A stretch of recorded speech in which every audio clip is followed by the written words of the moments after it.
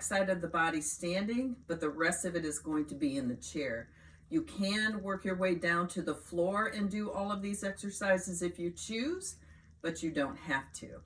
One of my favorite exercises is called a counter stretch, and it is from Pete Egoscue, actually, who is, I don't know if he invented it, but it is one of his stretches for the body, for the back of the body. You use the chair. So I'm going to put the chair a little bit out of view, but it's right there. I don't know if I can do this correctly. And you can use a counter. You can use something that's about your height when you step back. You want to have your hips in a 90-degree position so that when you come down, your head is in between your arms and your arms are on the chair or the back of the chair or the counter or whatever works for you. This will get into your legs, your hamstrings, and your hips, and your low back, and your shoulders. It's a great back side of the body stretch. And it's just called a counter stretch as far as I know. If you wanted to do that seated, you would do it the same way, where you would have your chair away from you, sitting in the chair, and you would reach forward as much as possible, sitting towards the back of the chair and really getting the shoulders and the low back, not necessarily the hamstrings. I'll show you one that you could do seated as well. But we're going to start from head to toe. So that was kind of all the back of the body. So I'm going to turn just a little bit forward and do your neck. So we're going to take your hands and either hold on to the bottom of the chair so you're pulling a little bit here in the neck. If that doesn't work for you, you don't have to do it. You can just rest your hands on your lap. You're going to take your ear towards your shoulder, and you want to feel the stretch in your neck, and you move it around where you feel the stretch, where it takes effect from kind of your ear down towards your shoulder. Then you can go the other way. I'm going to go kind of quick because I don't want to make it a super long video, but you can hold these anywhere from 30 seconds. You can also do your chin. So again, I'm pulling kind of on the bottom of the chair to stretch my neck out just to start. And then instead of the ear, you go to your chin toward your shoulder. It's a little bit different stretch, but you should be able to feel a different area of your neck. Then you would go to the other side and do the same thing. And another stretch you can do, I call it a turtle stretch. I don't know what the correct name is, but you want to have your chin extended, and then you bring it back, where you're not bringing your chin to your chest, you're bringing your neck back so it elongates the cervical spine. So it kind of looks like a turtle. You stick your head out, and then you're tucking your chin in so that it makes the back of the neck long. And it stretches out that back of the neck, kind of helps to elongate a little bit. So that's one you can do about probably 2 or 3 times, something like that. Then you want to do, or you choose if you want, if you have neck issues, you might want to skip it, but you're just going to do a nice roll with your head. You can look down with your chin to the chest, and then over to one shoulder. Then take your time and look up towards the wall or ceiling, and then over to the side wall, and then back down to your chest. Then you want to do it the other way. You can inhale and then begin to exhale as you go around. You can make this as big or as small as you want. Try and relax your shoulders and have them back and down away from your ears as you do that. I also like to exercise the neck. So what you do is you tighten your neck, you open your jaw, and I just say my vowels, but you open up nice and wide, however wide you can do it. You don't have to do loud, but that helps to tighten the neck muscles and stretch them out a little bit. A, E, I, O, U. And you can feel just kind of the muscles working a little bit. and strengthening them a little, so not much of a stretch, but a good strengthener one. For your arm and shoulder, tricep, you're going to bring your arm across your body, so you're just bringing it across. You take your other hand and you hook it under, either before or after, just not on the elbow. Pull that shoulder in and you should feel the stretch. Try not to have your shoulder up, but bring it down. And then you can wiggle your fingers. You can circle the wrist a couple times, whatever feels good for you. You can also pull this higher, or you can pull it lower, whatever feels good, where a stretch in the shoulder and a little bit in the back of the arm as well. The other side, you do the same thing. You bring your arm across and then you pull that hand or arm in towards you. Feel a stretch somewhere along here. So you might have to go higher, you might have to go lower. It'll get a little bit in that tricep as well.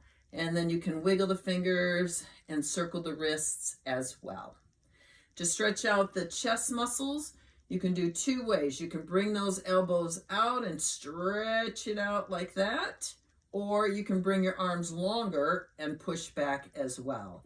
So whatever works for you is what you do. You want to get those shoulder blades back. You can also roll the shoulders up and around and back. Take your time with these and make them big and exaggerated. I would say anywhere from 2 to 4. You go one direction and you go the other.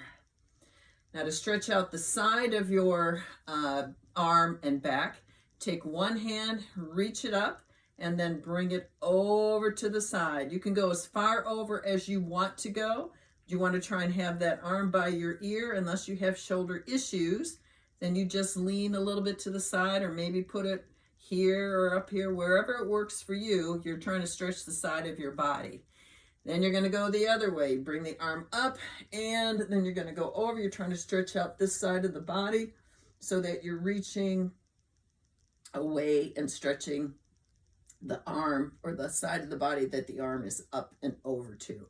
Doesn't have to be a big lean either. It's a great stretch. I like that one. So we're going to work our back a little bit, doing our cat-cow. So your hands are on your knees or somewhere over there. You round your back, you drop your head, curve the back as much as possible. And then as you exhale, you come up, open up the shoulders and look up at the ceiling, arching your back a little bit.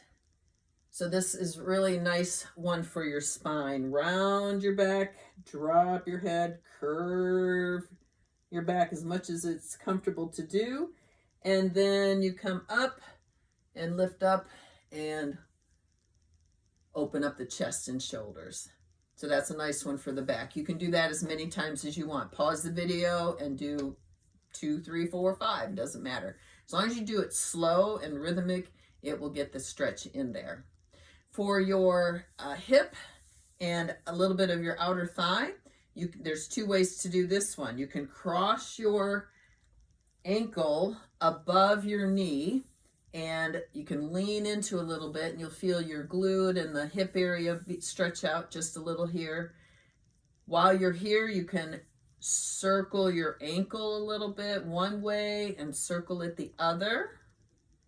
And then you would go over to the other side. If you don't have that much mobility in your leg, what you would do instead is take your foot and cross it over your ankle, then lean forward and gently push your hips out.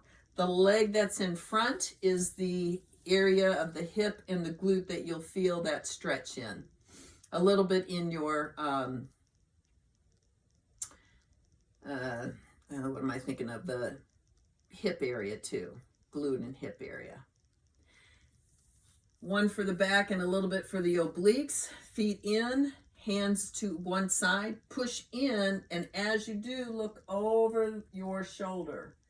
So you're feeling the stretch kind of in the side of your body and a little bit in the lower back as well.